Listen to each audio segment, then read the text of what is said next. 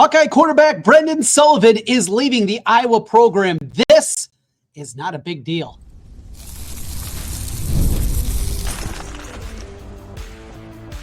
You are Locked On Hawkeyes, your daily podcast on the Iowa Hawkeyes. Part of the Locked On Podcast Network, your team every day.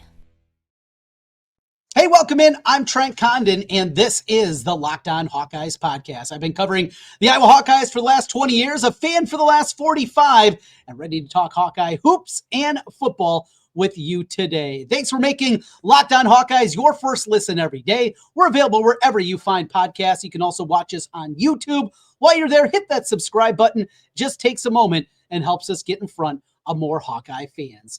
This episode is brought to you by Monarch Money. Take control of your finances with Monarch Money. Use code LOCKEDONCollege at monarchmoney.com for 50% off your first year. Plenty to get into today. The Iowa baseball team with another series victory as they are able to take 2 out of 3 at home against Nebraska and solidify themselves at the top of the Big Ten Conference, what that means for them, and the possibility of being an NCAA tournament team.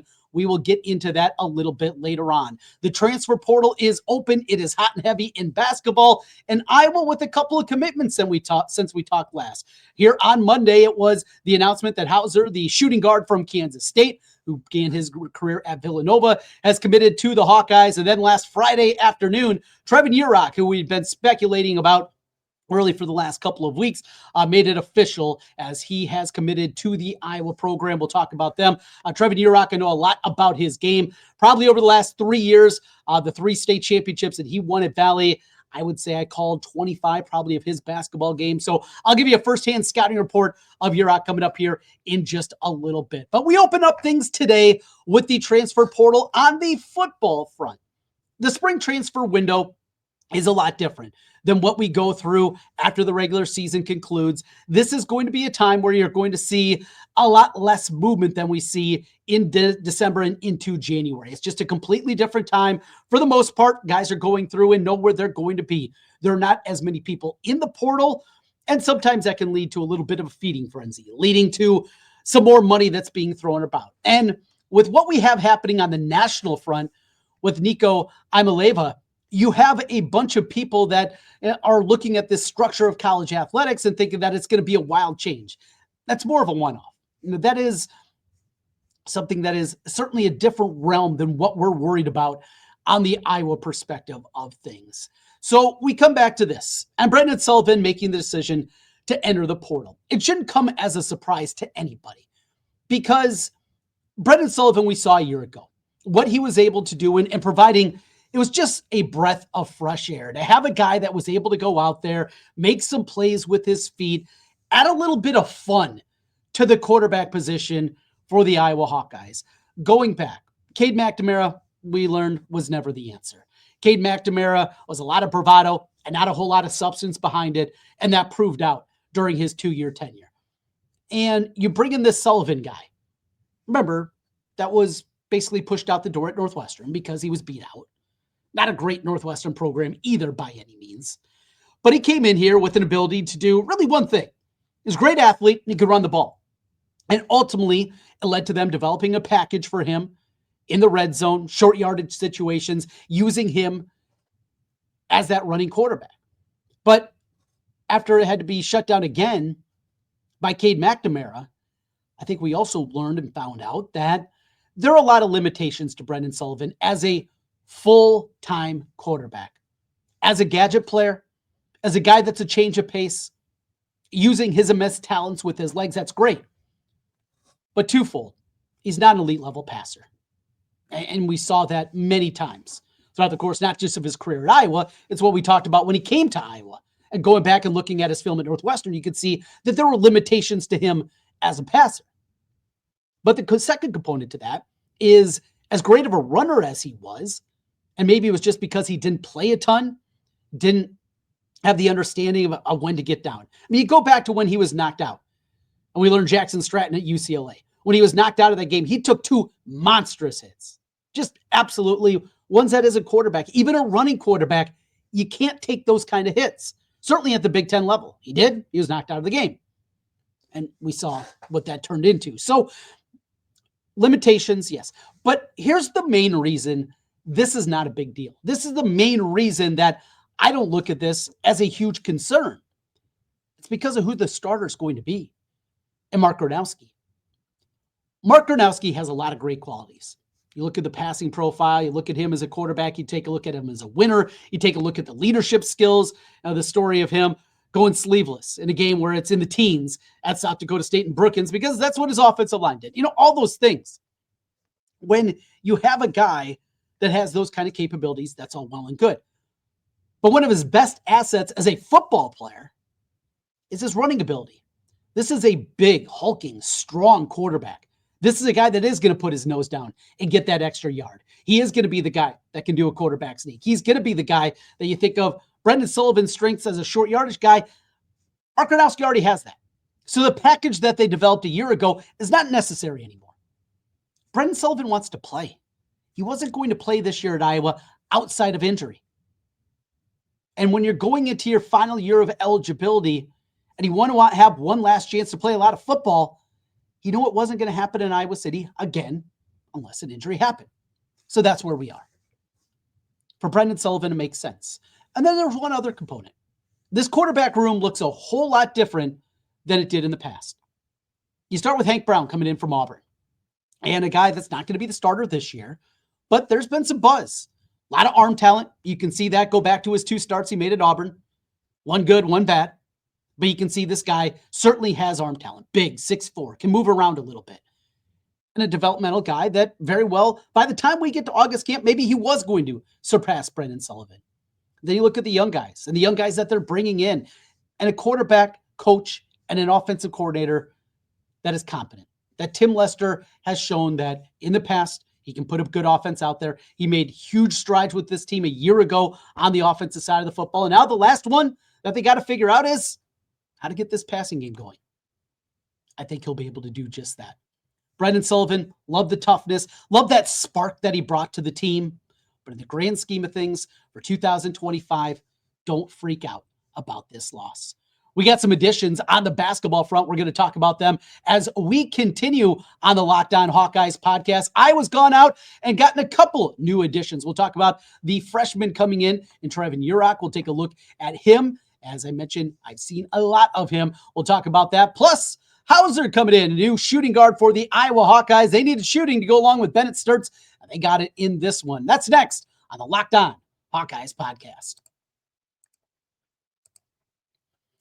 Ever check your bank account and wonder, where did all my money go? Between dining out, online shopping, and entertainment, it's easy to lose track. That's where Monarch Money comes in. It's your personal CFO giving you full visibility and control over your finances. Monarch Money, it isn't just a budgeting app. It's a complete financial command center. You can track all your accounts, investments, and spending in one place so you can stop just managing your money and start building wealth. When I started using Monarch Money, I realized just how much we were spending on delivery. It seemed like every single day I go to the porch, there it was, more packages, more and more. It allowed my family to budget smarter and save more. Plus, managing your money with your partner is smoother than ever. You can track shared and personal accounts, set goals, and stay on the same page without the stress. Take control of your finances with Monarch Money. Use code LOCKEDONCollege at monarchmoney.com for 50% off your first year. That's monarchmoney.com, code LOCKEDONCollege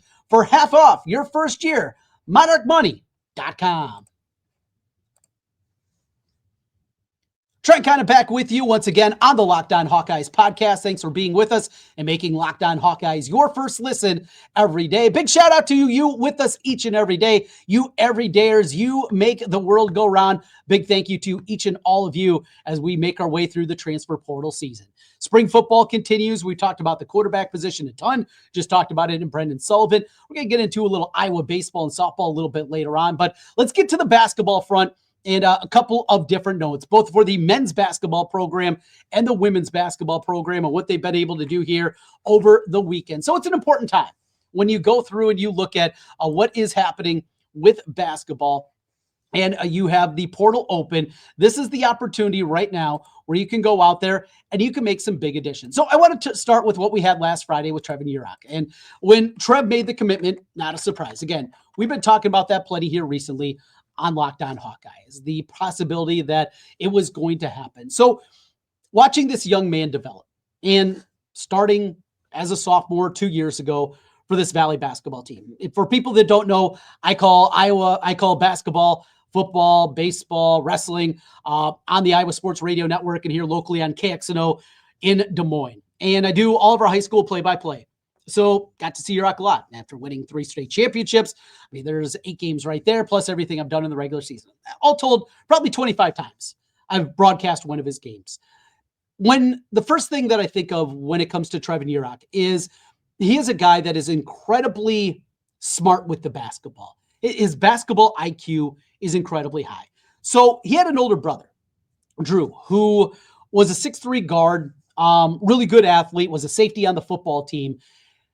And then here comes little brother Trevin, and he just spurts up one summer and grows like 6-7 inches. And all of a sudden he goes from a kid that was a guard growing up into the center that he is today. But the skill set that he developed, obviously the shooting ability, but maybe the most important part about it is his ability to see the floor as a passer, as a distributor. And the number of times that Valley used him as a de facto point guard at the top of the key. Now, it wasn't bringing the ball up, but he'd also help from time to time in press breaks. But they'd give him the ball at the top of the key because he was so good reading defenses, understanding, and such a good passer on top of it. His skill set, it does remind you a little bit of a European player. When you think of that European big, that's kind of what you think about with Trevin Yurok. Now, the one knock against him is going to be the athleticism. He's going to have to get stronger. He's going to have to get quicker to be able to compete in the Big Ten against some of the players that he is going to see. There is no doubt in my mind, though, he is going to put in the work.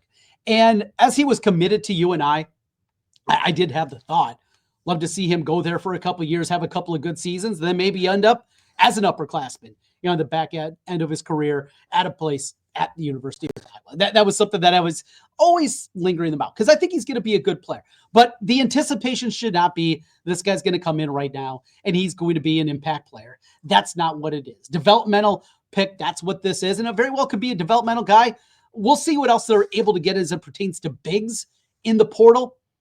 But Trevin Yurok very well could be a guy that is a redshirt candidate, that's what they look at. I don't know what kind of conversations McCollum and the staff had. And also remember, Ben McCollum, he also saw Trevin Yurok a ton because Waukee Northwest and Valley, they tangled quite a few times during his son's one season here. So that is something to definitely to think about when we're taking a look at this. He's seen a lot of them. He knows his game incredibly well, and he thinks it translates to the Big Ten. Again, as we've said a lot here in the springtime, I think we just have to let Ben McCollum and his staff cook a little bit. The latest commitment, though, this one is a big one for 2025-26, and that is K-State transfer Brennan Hausen coming in. Hausen averaged 11 points per game a year ago, knocked down 93 pointers, and now you think of a backcourt with Brennan Hausen coupled with Bennett Sturts. It gets exciting. If you saw Sturts just a couple of times, maybe in the NCAA tournament, you know what a facilitator, what a game breaker he can be on that offensive end. But the best thing, and something that Ben McCollum told us just last week as we had the play here for you of the interview that I had with Coach McCollum, is he likes to have shooting on the floor. This is something that is a huge part of what he wants to do and their offensive system of having a bunch of shooters. And you look at the Drake guys, really, outside of Sturts, you wouldn't call any of those guys elite level shooters. Cooper Koch, who comes back, I think he has that ability. I think he's going to turn into that. I remember as a high school recruit, many people called Cooper Koch one of the best shooters in that class of 2024. And remember, he was banged up all this season. We never got to see the full complement. He's got a beautiful shot. So now you're adding more shooting to go along with it. This is big. A guy that began his career at Villanova, played 2 seasons there. Excuse me. At Kansas State last year. My memory that is seared into my brain is Brendan Hausen last year going into Hilton Coliseum and shooting Iowa State out of the way. I mean, he was dynamite. Couple of just dagger three-pointers that he was able to knock down for K-State as they pulled one of the bigger upsets of the year last year against Iowa State. So that's what I'm going to remember about Hausen, and I think it's going to translate well. The final piece to the puzzle, what Iowa still needs to be able to do is they have to go out there and they need bigs. They need to find a way to get more size on this team. There's still some other guards that are out there that Iowa is interested in. Utah Valley guard Tanner Toolson. This is a young man, 6'5", shot it incredibly well last year out at Utah Valley. They've had a bunch of guys that have gone through there that have translated and moved on to the Power 5 conference level. Another one, to keep your eye on is Texas Tech sophomore Kevin Overton. So Kevin Overton began his career at Drake. Also remember, though, he began his career at Drake under Coach DeVries. All right, now we're putting a few things together. But before he eventually ended up at Texas Tech, he had conversations with Coach McCollum, and Coach McCollum fought hard to try to keep Kevin Overton there. Well, then you fast forward to this year and the Elite Eight, and a guy that easily could have been not on just a Final Four team, but maybe a national championship team. I mean, that Texas Tech team, I think you could argue, might have been the second or third best team in the country. That's how good they were before they let that big lead dissipate in the final minute against Florida in the Elite Eight. Kevin Overton, though, is in the portal. I don't know if there's something already happening with Indiana and his former coach DeVries, but there is at least some kind of relationship with McCollum and Kevin Overton. Next part, remember the connection. Grant McCaslam, Texas Tech, and Ben McCollum are really good friends. Pieces, figure out, we'll see. Just something to chew on a little bit. But yes, there is more. And there is certainly more going on as it pertains to what is happening in the portal. It is hot, it is heavy, and it's not over. Yes, Iowa missed on Honor Huff. And what a name the 5'11" Chattanooga guard Honor Huff was as he's going to West Virginia. However, I like the trade that they got. If it was between two, Huff and Hausen, I think I like Hausen for Iowa just a little bit better. Mention also the women's basketball program, and they are Jan Jensen and company fighting hard to build out their roster as they have 3 more open spots available for this year. Well, they brought in a visit this weekend, and that is Elena Arnasalo from UCLA, a combo guard and an opportunity for the 5'10" guard to put together a good season. Now, she is a foreign prospect, and that changes the way things work as it pertains to NIL. But as a freshman, averaged 5 points, 3.5 assists per game last season. Iowa needs a point guard. There's no doubt about it. They absolutely, positively have to have a point guard in order for them to be, I believe, even an NCAA tournament team next season. Lucy Olson covered up a lot of the warts that this team had. I know Addie Deal's coming in, and I know there's a ton of excitement for her. But you're going to be asking a lot. You know, a lot of people believe that she is more of the kind of that 2 guard. Combo guard, yeah, she can handle it a little bit, but she is not a day one, start with the ball every time down the floor point guard like what you have with Caitlin Clark. You need a point guard out there. And this would be something, I think, that would solve that a little bit, not putting all the pressure that you have on Addie Deal to come in and have to handle those kind of duties. This would be a great fit. We'll see if there's more to it. It's portal season. We're with you every single day. That's what we do here on the Locked On Network, and we got you covered on that front. We continue Locked On Hawkeyes. Big weekend on the diamond. Both the Iowa baseball team and Iowa softball team get it done. And are the Hawkeye baseball squad, can they be an NCAA tournament team? We continue Locked On Hawkeyes.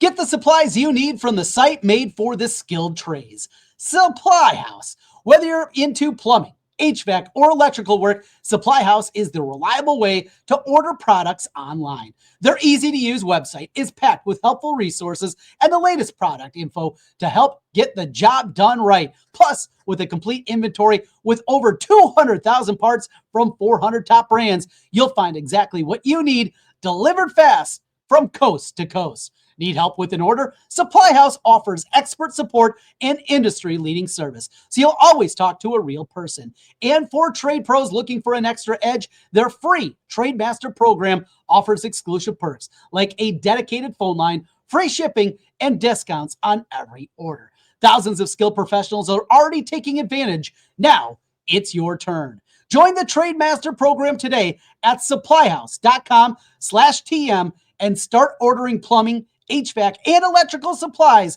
with just a few clicks. Plus, use the promo code SH5 for 5% off your first order with Supply House. Online, supplyhouse.com. Trent Condon back with you one final time on the Locked On Hawkeyes podcast. Thanks for being with us and making Locked On Hawkeyes your first listen every day. For your everydayers, really appreciate all of you also clicking on that and subscribing with us. It helps immensely. All right, let's wrap things up here with some baseball talk and softball talk as we go to the diamond. Iowa takes 2 out of 3 against Nebraska over the weekend. Just an absolutely huge series for Iowa. You had a great crowd on hand. You go back to Friday night when things were a little chilly. Things got colder than it kind of felt initially, and Iowa gets the win in that one. Then they bounce back and get the second game in comeback fashion on Saturday in the biggest crowd in Iowa baseball history under Rick Heller. That says a lot. There's been a lot of successes there. Come roaring back in that one. Put a 6 spot up in the 8th inning as they win that one 11-6. Now, they fall in game 3 in the finale on Sunday as Nebraska was able to come back from a 4-3 deficit and get the win. But Iowa takes 2 out of 3. They remain in the top spot in the Big Ten. Hawkeyes sit at 14-4 on the season. For the most part, the big bats have continued, and that's how they're going to be able to do things, slugging their way to victories. 14-4, they're half game ahead of UCLA. Oregon, USC completes the. Just think of that part, right? Your top 4, UCLA, yes, Pac-12 power. Oregon spends as much money as anybody. USC, Pac-12 power. Washington's tied for 5th with Illinois. And then here's Iowa. Just wild what Coach Heller does. But there is concern. And the major concern with this Iowa team is currently they sit at number 92 in the net rankings. They don't have a quadrant 1 victory as it pertains to the RPI. They're 9-5 against quad 2, but they have 5 losses in quad 3. That is a demerit. That's a negative mark. They still have a lot of work to do to be a tournament team. The midweek games that they have remaining this week against Bradley, next week against Western Illinois. They rescheduled the game against St. Thomas. That will be a help as St. Thomas is at least a top 100 team in the RPI. You can't afford probably more than one more midweek loss, and you just got to continue to stack up the victories. Michigan's good, and they go on the road this weekend. Michigan is a good team in the top half of the conference and a team likely going to be in the Big Ten tournament. It's a road one. You get Indiana, obviously a solid program, and what they've done recently, they're going to be there. You go to Washington before wrapping up with Oregon State in a non-conference series. That'll be played at Principal Park in Des Moines, and then the finale at home against Oregon, who's ranked in the top 25. It's difficult, but here's the great news. Iowa has a path. I don't get the RPI sometimes. I know it's a schedule-based metric, and there's a reason that college basketball went away from it. It's not a very good metric, but it's the metric that we have for college baseball. And then on the other side for the women's program, it continues to be a feel-good story. I mentioned the week previous, went over to Pearl Field and was able to see their game Saturday against Nebraska. Didn't end going the Hawkeyes' way, but they bounced back and got a win on Sunday against the Huskers. They go to Maryland this weekend, albeit not a great Maryland team, but get the sweep, a road sweep for the Iowa softball team. That's important because it puts themselves also in good spot to finish in that top 12. And with it, top 12 finish means you qualify for the Big Ten tournament. Iowa sitting at 7-6. They're in 8th place currently in the Big Ten. But we talk about kind of the mark against Iowa baseball and the RPI.